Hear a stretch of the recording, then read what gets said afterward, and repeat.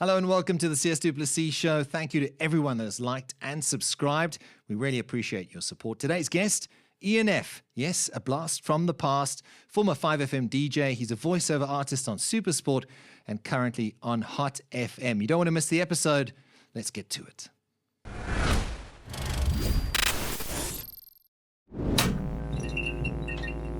Ian F., this is truly a fantastic time because, I'm a huge fan and I've always enjoyed your work over the years. And when I reached out and said, hey, man, don't you want to be a guest on the show? And you said, absolutely. I was like, holy crap, he's coming in. So thanks for your time, man. It's absolutely fantastic to have you in on the CS Duplessis Show. And yeah, man, congratulations on everything. We hear you on SuperSport. We've heard you on the airwaves. I've seen the scuba diving. But let's start off and just give us an idea of what you're up to these days. And I mean, there's been some time since we last saw each other. Yeah, it's been a long time. First of all, well done on your podcast. I know the amount of work that goes into this, and it might look easy on the surface, but underneath the water, the feet are paddling. So, what a great privilege to be here. And when you reached out to me, I think that the second thing I asked you was, "What the hell are we going to talk about?" Because I mean, it's life, really. Yeah. You know, you and I have grown up. Ironically, we've never worked on radio together. Yeah. Same station, but same not station. The same show. Yeah. But we've kind of grown up in this industry, and I don't quite know any other way other than to speak into a microphone and share my thoughts and have fun.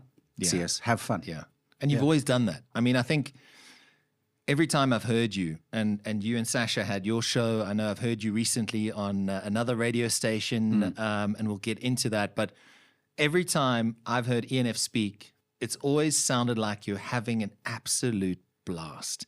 And I know there's serious moments on air, but most of the time your voice just brings joy. It sounds like I want to listen to what this guy's going to say next. And hats off to you, man. It's been great to sort of share the radio stations with you and the airwaves, not quite at the same time, but at the same time. The journey's been amazing, and thank you. That's a very, very big compliment. I guess I've always tried to be positive. Sometimes it's not easy. Yeah. You have a bad day, you're going through a bad patch. But the obvious thing is that you're there to entertain people, and you're there to keep a positive vibe going. And I've always maintained that it's a privilege to be here in front of this thing, and to spread that positivity, even if it's just a small thing. I did a link today for radio, and I was like, hey, if you haven't reached out to somebody for a while, do yourself a favor, send them a WhatsApp and just go, thinking of you, because that's what we can do in this medium, whether it be podcasts or radio, and spreading a little bit of positivity. So I don't want to go down the treacly sweet, but I do think that it's a privilege to be able to get behind a microphone, and I've always carried that throughout my career. So I love the medium. Every day that I speak on radio, it's a privilege, yeah. Obviously, we've lost one of the great broadcasters of South Africa. There's been a few that we've lost over the last year. Darren Scott obviously passing on. You guys, 5FM, Balls, all these things, a special broadcaster, and obviously someone who meant a lot to you. Has it been difficult sort of moving into a slot that he, I suppose, occupied for a while, or, being involved there? Because it's always very difficult when you have to say goodbye to someone you interact with on a daily basis who shares similar passions, he's one of the legends of broadcasting in South Africa. It was difficult. It was very difficult. Darren was a captive personality, captivated you from whatever angle, whether it was sports, his depth of knowledge with sport, his depth of knowledge with music, and his ability to just poke fun in a nice way at people on air. I always said it, there was never a dull moment with Darren. Don't be fooled. He was absolute chaos, and I said this on the day that he passed on radio. But yes, the folks from Hot 1027 gave me a call. Lloyd phoned me, and he said to me, would you would you consider coming back as a kind of a stand-in and be back on the radio? That was obviously at the time that Darren was stepping away from the microphone. And there were two parts to that. It was a big privilege because I kind of thought, I don't know if I want to go back on radio again. I'll address that in a second. The second part of that was I'm kind of helping a friend. And I did. And of course, once I was back behind the microphone and it was live, that feeling, that electricity that comes through the studio, through your headphones, I suddenly remembered why I did it. And to hold space for Darren while he was going through some very difficult times, we spent a lot of time together towards the end. And yeah, we've lost a very great broadcaster in Darren Scott. And he shared a lot of good times with us. We kind of grew up at 5FM together. We worked at Balls together. For people who don't know, the online internet radio station that he started, that it never quite got traction, but it kind of metamorphosized into the first iteration of Hot. It's a sad loss. It's a sad loss for the industry. We've lost a friend. Darren and I were never very close, but we hung out a lot together. Sure. And we poked fun a lot at each other. So he will be missed, but never forgotten. And I think I had that conversation with him before he passed. I said to him, you've taught us so much. I hope to make sure that your memory stays alive somehow. And I hope to do you proud from what you've taught me. So, yeah, rest in peace to a fellow broadcaster. And, of course, there are more, Mark Pilgrim passing, Gavin Singh, who was an amazing voice as well on the airwaves, and so many more. Phil Wright, who used to work at 5FM. I'm pulling out names now. But yeah, I mean, Darren was a big one for a lot of us recently, and so we're very sad about that. Well, you've stepped in with true professionalism and aplomb, and I think like that's because a lot of people tuned into your show with Sasha. A lot of people know the voice. Whenever you watch SuperSport, every second promo, there's ENF. And I'm like, hey, So I think when you stepped into the Hot space again, there was this reassurance. Yeah. And I think people don't quite realize the importance of radio and those voices and the connection that it makes to a human being. Sitting in your car, taking your kids to school, or you're a kid going to school, whatever it is, you have this relationship, whether you like it or not. It's there, and it's through this beautiful medium that is called radio. Well, I mean, because you were on the radio. You were with Gareth for many years. You spent time on the morning shows. Good for you, getting up at 4 o'clock in the morning. That's mental. But you know that it kind of stays with you, and you have this rapport with a certain segment of your audience that will follow you wherever you go. And so that's exactly what's happened with me coming back on radio. Gee whiz, the messages were very flattering. People are like, oh, where have you been? I've been here. I'm around. I'm doing my stuff. I just haven't been on the radio. So, let me go here for a second because it's a funny thing. And I'd love your take on this as well. I started off as a teenager wanting to be in radio. And I always joke that I fought for many years to get into a studio, and now I fight to get out to have a break. Because once the bug bites and you felt that electricity and that validation from your audience, and you know that you're making people smile, perhaps laugh, giving good info, changing the world, even in a small way, that's a drug, man. It's a drug. Absolutely. You may be so tired that you're like, how did I even get to studio? Yeah. For whatever reason, you get there, and within the light going on, the jingle plays, show started, boom, you're dialed in. And then you finish the show and you go, where did those 3 hours go? Crazily. It is a drug. Absolutely. But I do feel my age a little bit now because You're a young man. What are you talking about? I recently stood in on the breakfast show, which starts at 5:30. Oh, wow. That's brutal. Yeah. So you're there, up at 4, there at sort of 4:45, 5 o'clock, preparing. And I was like, yeah, I can do this. And by 8:30, that brick wall was going, what?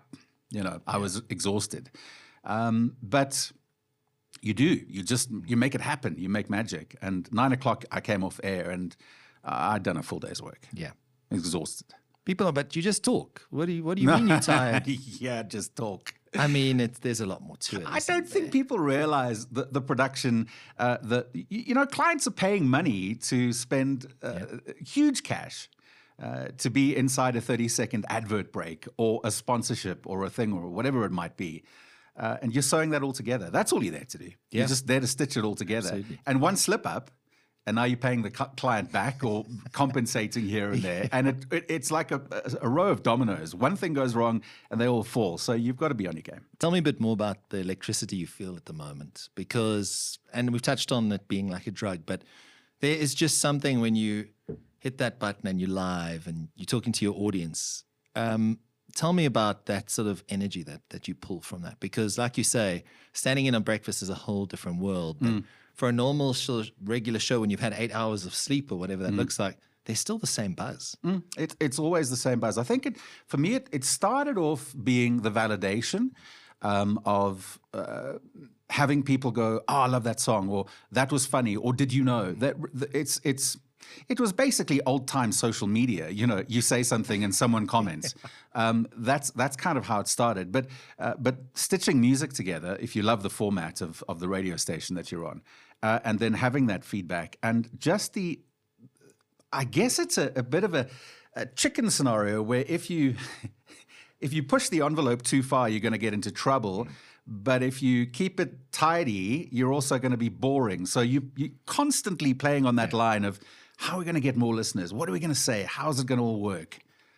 That's what the electricity is for me, is entertaining people in a way where you don't get into trouble. Yeah. And believe you me, in my career, we have. We'll touch on that. Yeah. And also just keeping it tidy. You want to keep the sponsors happy, etc. So that's the electricity. It's intangible, CS. I don't know how else to describe it. And the authenticity too at the same time, because they want Ian. They want to know what Ian thinks, but they also want their favorite songs. They want to be engaged at the same time. And the lows as well, by the way. Because as much validation as you can get, whether it's through a WhatsApp or a phone call or whatever it might be, there are also those people listening who are like, "Oh, you suck. Get off the radio." And you've got to kind of get a thick skin to be able to go, no, that's not gonna pull me down. I'm going to stay positive, and you do you, I'll do me. Well, keep up the great work. Thanks, man. mate. It sounds great. Thank you. Thank you. Take me back to that teenage stage where you're like, I want to be on radio. Like, who influenced you? I know you've mentioned like someone like Alex J along the lines has been someone you've admired. And I think most of us have looked at Alex J and gone, guy's a legend. Absolutely. But take me back there to that journey where the bug sort of bit, because, a lot of people get into a space where they're knocking on the door and they don't quite get into the door. And then they're like, okay, cool. Well, there's Graveyard. Go and do 1 to 4 in the morning. I started there, but but you earn your stripes. You understand the game. You become a student of the game, so that when the opportunity presents itself, you're more than equipped. Yeah, I used to drive to school with my parents, and I would listen to Alex J in the mornings, and he was very much a part of my morning commute. And when I got out, I never considered, when I got out of school, I never considered being in radio, actually.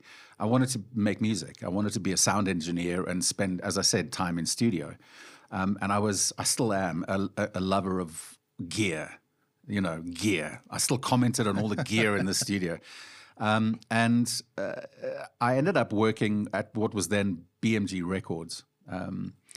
And I used to go as a junior marketing assistant and sample CDs when they were still around to all the presenters back in the day. And I remember walking into the old 5FM studios, which were in the foyer of the SABC. And Derek the Bandit Richardson. Still the fishbowl. Yeah, the fishbowl, the little bubble. Yeah, exactly. And Derek Richardson, the Bandit, was producing Alex J's show. And Alex lived in Cape Town at the time.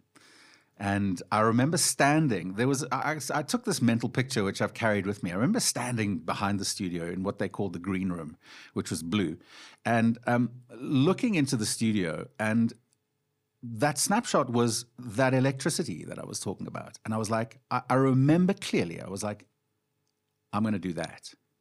So I had this job at the record company, and I was always wanting to be in studios, and suddenly it all just went, "Funk," and I knew. And I went to the program manager at the time, and I said, I'd like to submit a demo. And he said, sure, send your demo. And I did. And the cassette which was still on cassette, never got listened to. And because I was sampling music, I used to go back every week. And eventually I said to him, hey. And he was like, oh, yeah. And he pulled this cassette out. He found it in this box, and I kid you not, of 20 demos. And he pulled it out. He's like, I promise I'll give it a listen. And I got a call 2 weeks later to say, we like what we've heard. Come back and do a more formal demo. So I went back into the bunker at the SABC to production studios, and I did a demo. And spool forward a month later, I got a call saying, yeah, would you like to do 1 to 4 in the morning? And that's where I started. First song on radio, Orange Crush by REM. That was it. And then I remember it well. And I remember sitting there at 1 in the morning with nobody at the SABC but me, and feeling the weight and the responsibility of speaking on a national station. Yeah.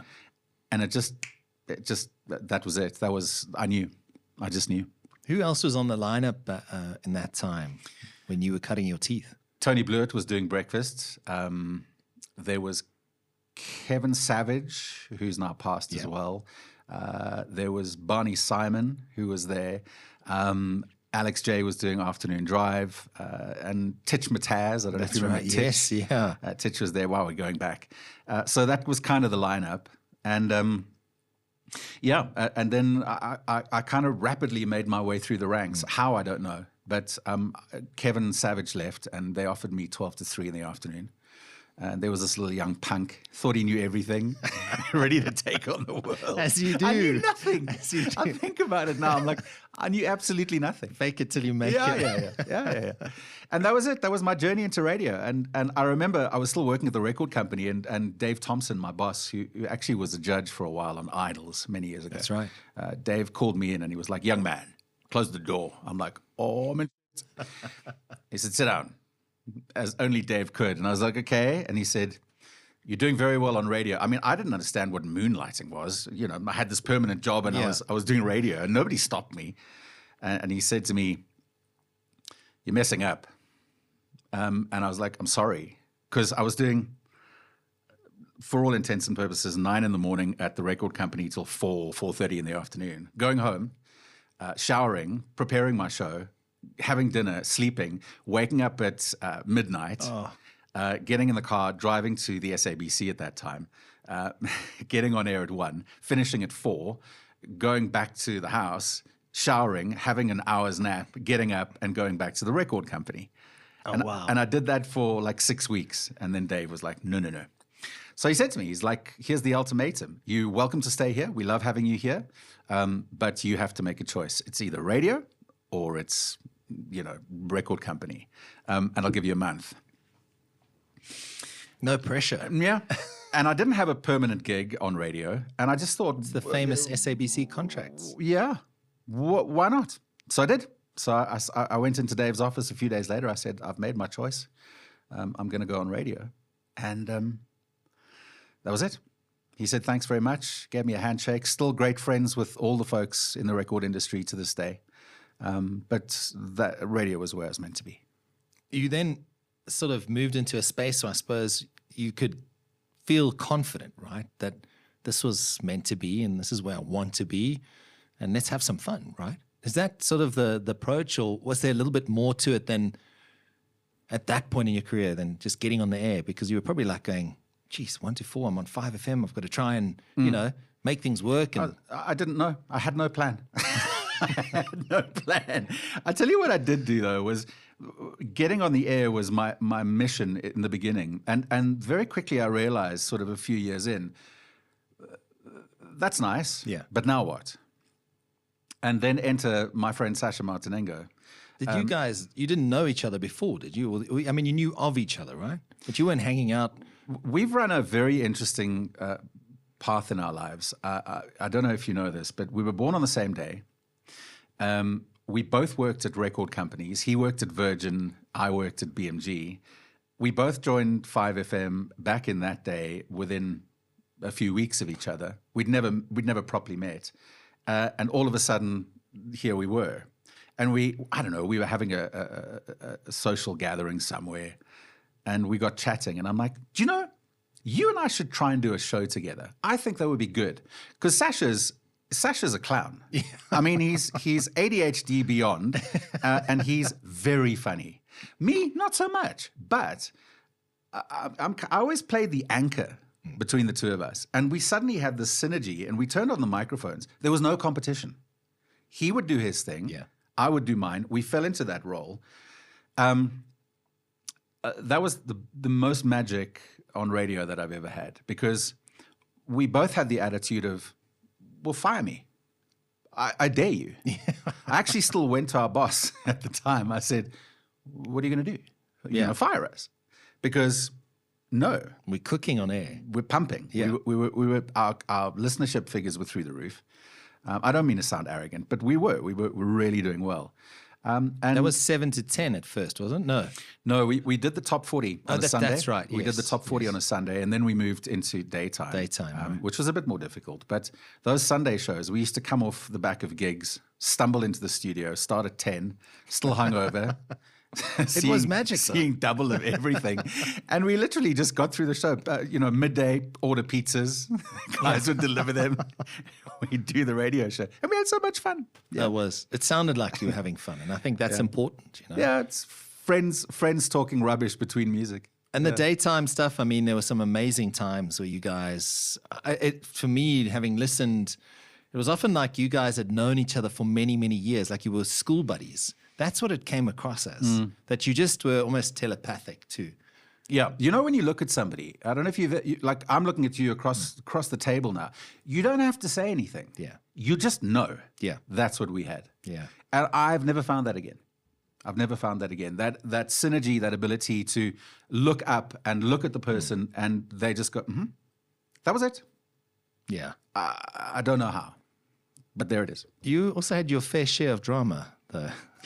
What between Sasha and I? No, just in terms of the show. I mean, there was a few moments where, I think you were hauled into management a few times.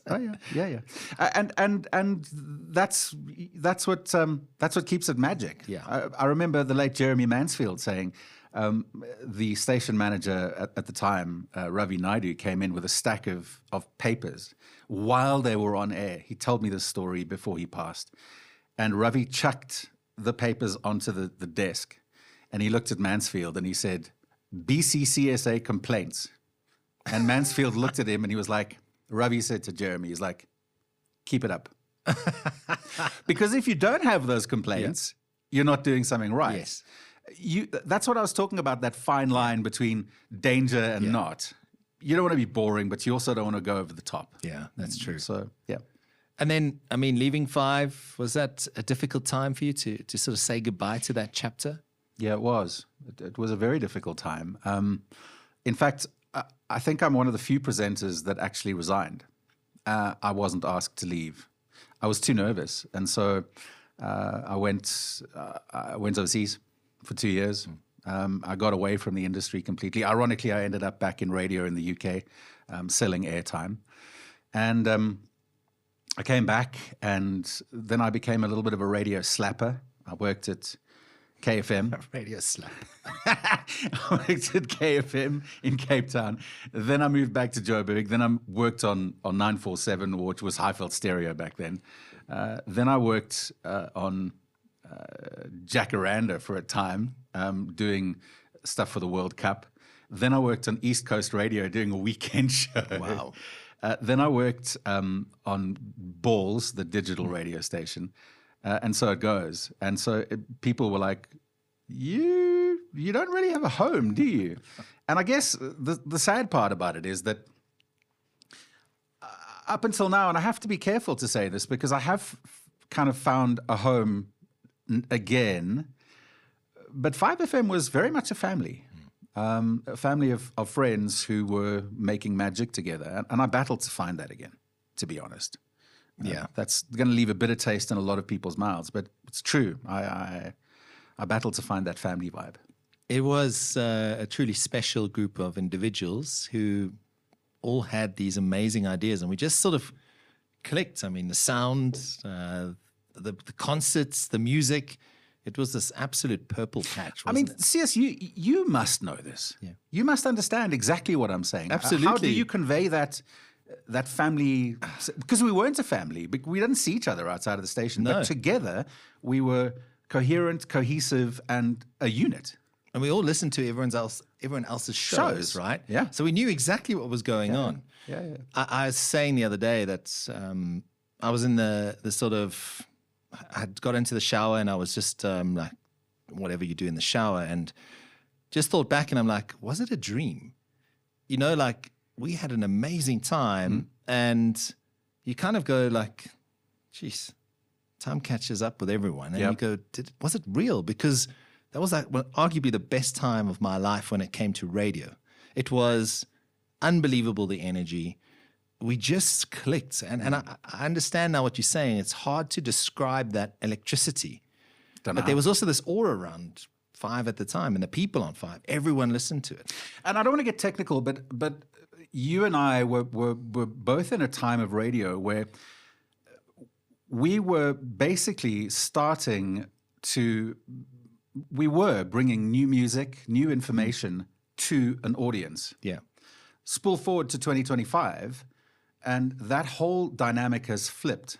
Now, the audience, with the advent of social media, YouTube, etc., is now feeding the radio stations. That's right. So you might give a traffic update or a weather update or play a new song. It's already been heard. Yeah. We pick up your phone. We already know what the weather is. So does that make radio irrelevant? No. I think it becomes a case of you want companionship. Yeah. You want a friend. You want somebody that's there for you. But really, do you really listen to the radio for all the things? Maybe 1 or 2 features, but you're right. But it is. Traffic sucks. Traffic sucks. And sometimes, the radio is that familiarity. And it is exactly like, that. Yeah. Okay, I need to be at this bridge by the time Ian starts his whatever feature. Yeah. And if I'm not there, I'm going to be in trouble because I'm going to be late for work. Don't get me wrong, and I need to cover all my bases here and just say there is very much a place for that. Yeah. There is very much a place for that. But it's changed from the 90s and the 80s to today. I wasn't on radio in the 80s. I'm too young. Are you ready to become a bet influencer with Betway? Betway are introducing a world-first feature where you can make money by just sharing your betting codes. Every bet placed is generated and shared means cash profit for you. All you have to do is add 5 or more picks to your multi-bet, place your bet to generate a booking code, and share with your friends. The voiceover stuff that you've been doing too, did you fall into that? I mean, because of your profile on 5, they were like, we've got to use his voice. Yeah. Because it's a warm voice. It's also, there's excitement to it. I think it works perfectly for sport. Very blessed. Because somebody said to me once, I was on the radio at the time, somebody said to me, I know who it was, I'm not going to mention names, but they said, would you like to do an advert? And I had no idea what a voiceover was. And I went into this little dingy studio and they gave me a piece of paper and I had to read this thing, which I did. And that was my first voiceover. And they paid me. They paid me real money. Wonderful. I was like, hang on a minute. Hang on. Just stop here. Hang on. I'm going to get paid to read someone else's. I don't even have to write it. That's the best I just part. read it, and somebody is going to pay me money. That is the least amount of effort for the most amount of money I can earn in that time. Yeah. And that was where voiceover started for me. I'm like, I want more. Yeah. I want more of that. Well, you've dominated in that space. I wouldn't say dominated, but I've certainly been very blessed. I've got amazing clients. Yeah. As you mentioned, the SuperSport thing. I love working with SuperSport. They're an incredible team. You know the story. Absolutely. We're running parallel courses here, I think they do great work, and also other clients, corporate stuff, podcasts, all of that stuff. That's all voice. Yeah. So voiceovers have been good. I do love it. And I sometimes wish that I was able to do more character voices. I'm very much in a pigeonhole of the happy, friendly, kind of light-hearted guy who can sell stuff. Not that there's anything wrong with that, but then I look at the performances on Disney movies, character voices and stuff, and I'd love to do that. What character would you play? I don't know. I think I don't know. I'd have to find something that was my personality. Robin Williams was a big inspiration for me. The Aladdin voiceover that he did for the genie was amazing. Incredible. Yeah. And then you just watch animated things now and you realize that there's so much talent that goes into that. So I think it's fun too, right? To become that character. Yeah. And you're acting, but you're not acting. Well, I mean, it's called voice acting for a reason. But yes, you're acting, but you're becoming that person. What's the guy's name? Mel Blanc, who did Bugs Bunny and all of those things. I don't know if you've ever watched the clips on YouTube, but the man was a genius. And he literally, his face changed, his whole body changed when he got into character. So, yeah. I think they should give you a crack. Maybe Disney are watching. Who knows? I don't know if I'd have the confidence. I'd have imposter syndrome, you know. Give me a script to sell something or read a promo, I'm fine. But imposter syndrome when it comes to being a character, I'd have to practice that. Yeah. It's interesting you say that because I've had an instance quite recently with that imposter syndrome where I was asked to do something that I haven't done in a long time in broadcasting. Go on. I won't get into too much detail, but when I saw the other crew and it was an overseas crew, and I was like, ooh, this is an interesting one. Yeah. Because I know what I've achieved. I know what I've done in the space, and I've been very comfortable doing it. But as soon as when you move slightly out of that comfort zone and there's almost like this international focus, you're like, can I do it? Should I be here? Yeah. You know, so it is an interesting one that. But at the end of the day, like stepping in and just delivering the first line or whatever it is, you're in your zone and you're in your flow, and then it becomes natural. And that's kind of the approach I took after a while, was just like, let's just go with the flow here. Enjoy it, because time is short. You don't know when you get this opportunity again. Listen, the fact that you're doing this, the fact that you broke out of your comfort zone from radio and from UFC and all of that stuff to do this, like, kudos to you. You're a living example of that. No, I appreciate that. That's a nice one. It's certainly been a learning curve of note, because I get to sort of engage with people that I look up to. So the whole premise of the show is inspirational people that are doing great things in their space and inspiring other people. I just want to hear your story, hear what's next, what's going on in your life, what is that thing that puts fire in your belly, because I want to understand that and share that with people who watch and listen. Yeah, and podcasts, they're such a source of inspiration. I'm a YouTube addict. It's my best subscription money that I pay every month is for YouTube Premium. And there's a lot of value which is being put out into the world for free if you just take the time to sift through the nonsense and listen to what people have to say. Without mentioning other podcasts, I think there are some very valuable guests on podcasts. Absolutely. Free education. And it's growing. And I think, you know, you've got to get stuck in and get involved. But you're right, that information, the flow of IP is incredible. Yeah. I read an article today on the show, actually. I was reading an article, and they were saying that there's a big concern with kids, and they didn't give an age, but I'm assuming sort of teens, sort of up to 10, 12, etc., that they're not consuming TV like the previous generations were. And that's a big problem for public broadcasters to get messaging across, to get kiddies shows across. You remember the old days of KTV and all of the feel-good stuff, and all of the stuff that they're trying to get through from a public broadcaster's point of view is not being watched. And whether that's a good or a bad thing, I don't know. You can decide. I won't jump onto that bandwagon. But the way that my son, who is a teenager, is consuming media is frightening compared to the way I was consuming media. He watches YouTube. That's it. Yeah. I'm on the radio. He's like, what? You do what? I've taken him to the studios. He's like, oh. I get it now. And I'm like, would you listen? He's like, yeah. Hard sell. YouTube. He's there. So yeah, it's a big thing. It's a big thing. How much longer do you want to continue in radio? I'm putting you on the spot here. God willing, until I draw my last breath. Okay. I'd love to share. I think I've got a lot to say. I've got a lot to say, and I started off earlier saying I didn't have a plan. I have more of a plan now. I've got a very big passion for mental health. I'm not pivoting the conversation to go there particularly, but I've discovered that I have a voice, and for those people who need it, I'd love to be able to help. Yeah. And so, to answer your question, how long? Until I can't anymore. Yeah, that's how long. It's interesting you say that, because I think as you mature in your broadcasting career, you also almost feel that, like you said, the responsibility, because you're the custodian of that show. It's never yours. No. Because there's always someone after you, as long as that platform still continues, right?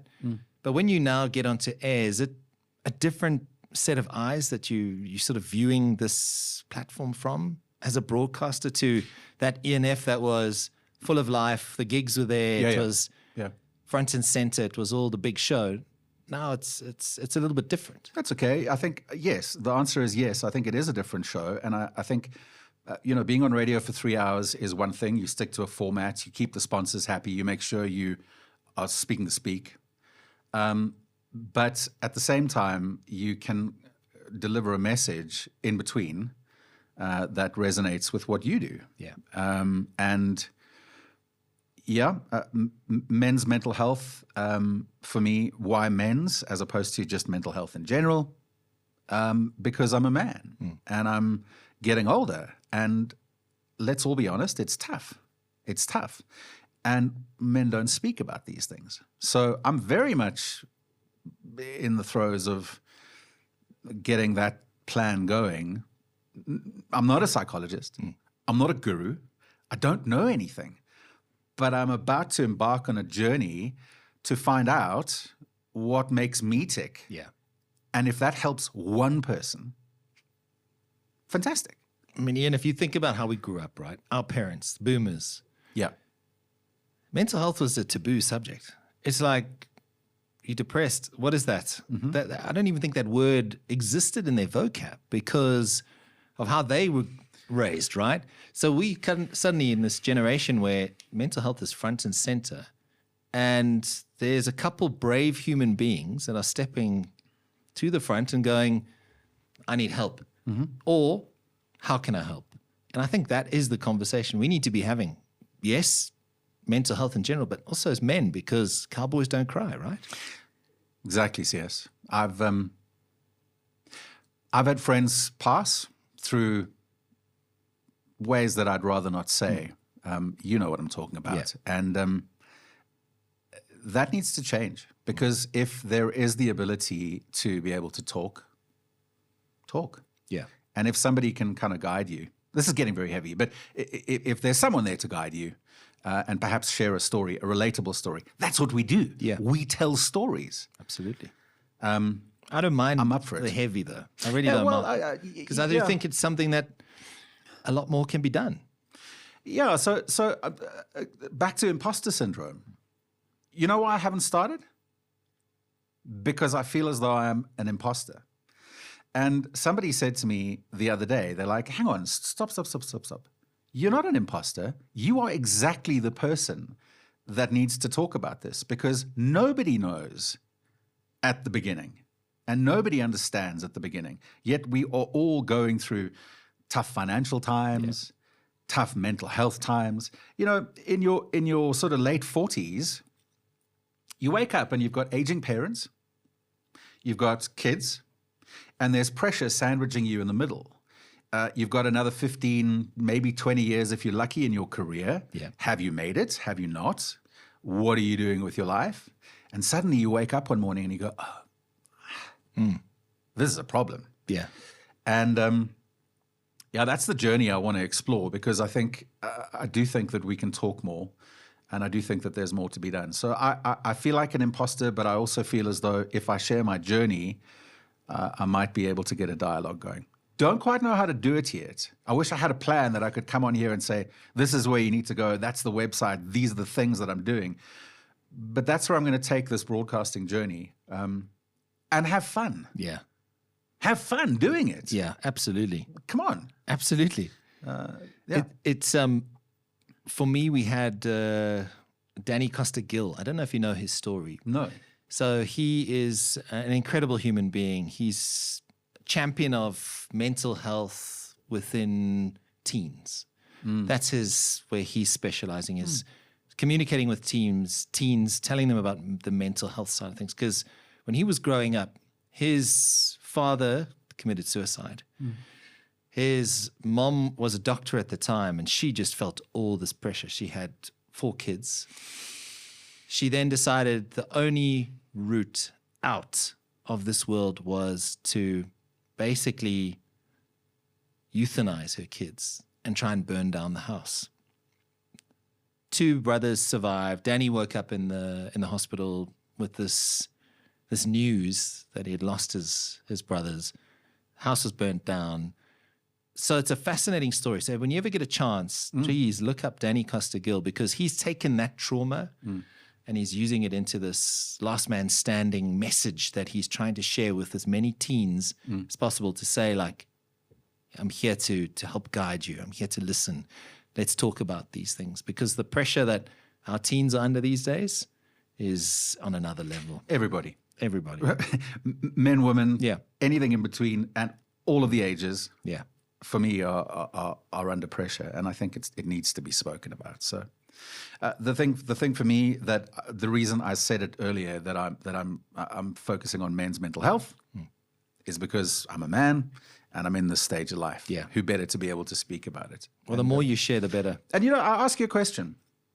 Tough question. When last did you pick up the phone to a friend who you knew wasn't coping and go, "How you doing?"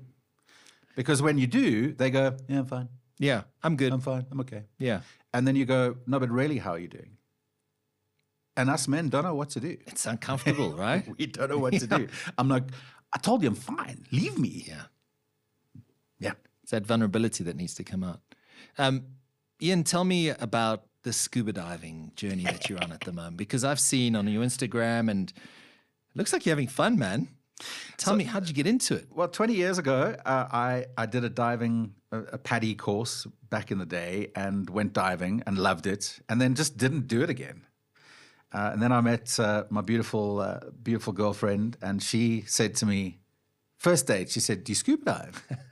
It was first date, so I was like, yeah. Of course. Yeah, scuba dive, of course. She's like, "Oh, we must go diving." I was like, "Oh, crap. How am I going to do this now? Because now I've lied." I mean, I do scuba dive, but it's lapsed. Yeah. Anyway, so long story short, she got me back into it. I did my recurrency, and I got back into diving. And my son subsequently did his open water. And that is meditation in a way that I cannot explain. Everything leading up to it is a sack of balls. It's rubbish.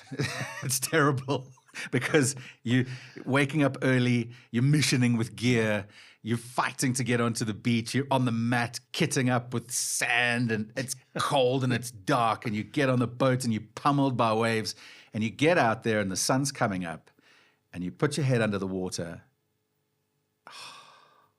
and it's just beautiful. There's no phones. Yeah. You've got your buddy, and it's another world. And I've very much experienced that in scuba diving, and it almost becomes a meditation in sport to be able to escape.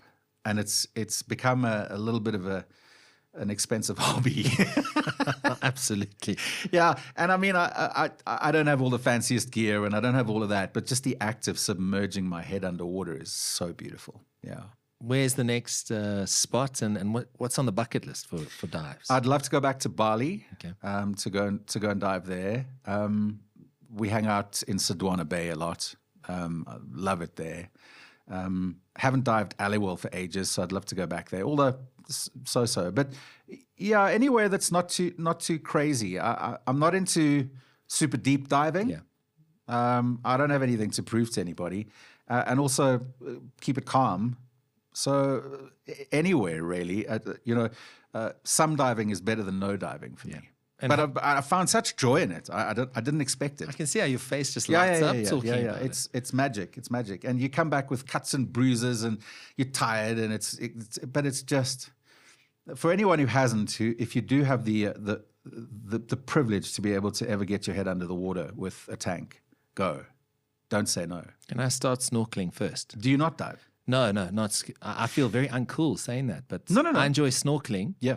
I just haven't committed to actually getting it done, you know. So the barrier to entry is high because you've got to go and do a course, and it's pool lessons. Or Bass Lake. Yeah. That there's Miracle Waters out past Hartbeespoort as well. So you've got to go and do your pool sessions. Yeah. Then you've got to go and do your qualifying dives, and then of course there's the whole thing of getting kit.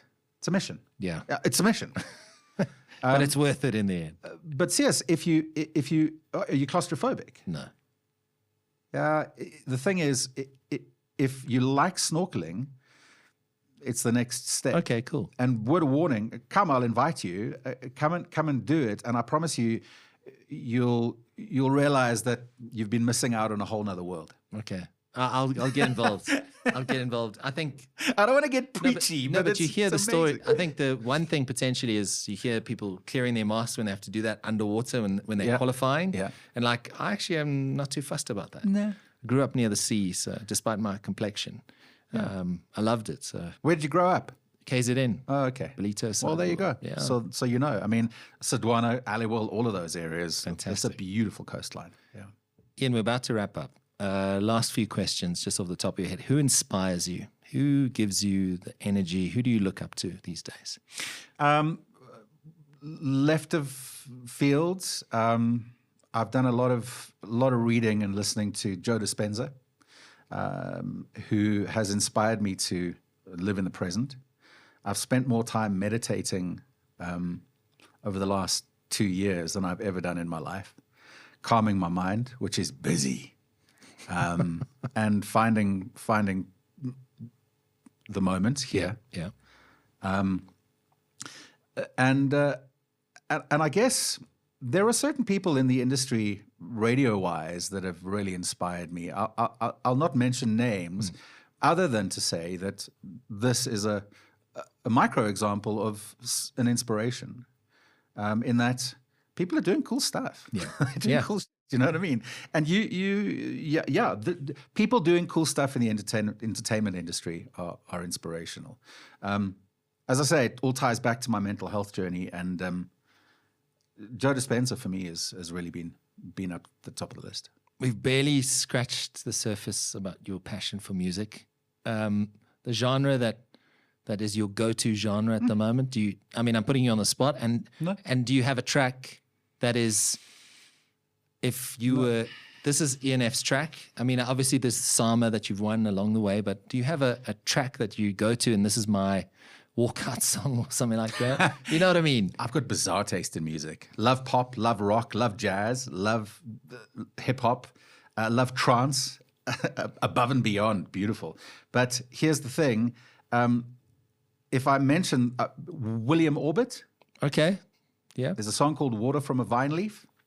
I listened to it yesterday while I was doing work, but people are like, "What the hell?"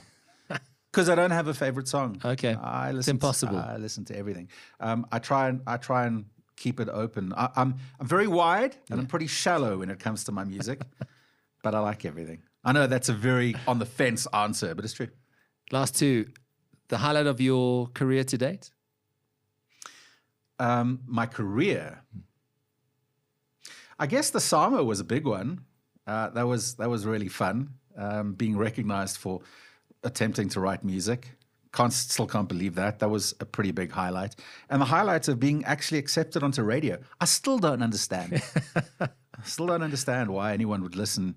But yeah, that's a pretty big highlight for me. And lastly, how would you sum up your career to date? Blessed. Just very blessed. That is the honest truth. I don't quite know how it happened, but I focused on my passion, which is to talk crap and play a bit of music and have fun. And everyone came along and joined in the party. So I feel incredibly privileged to be here.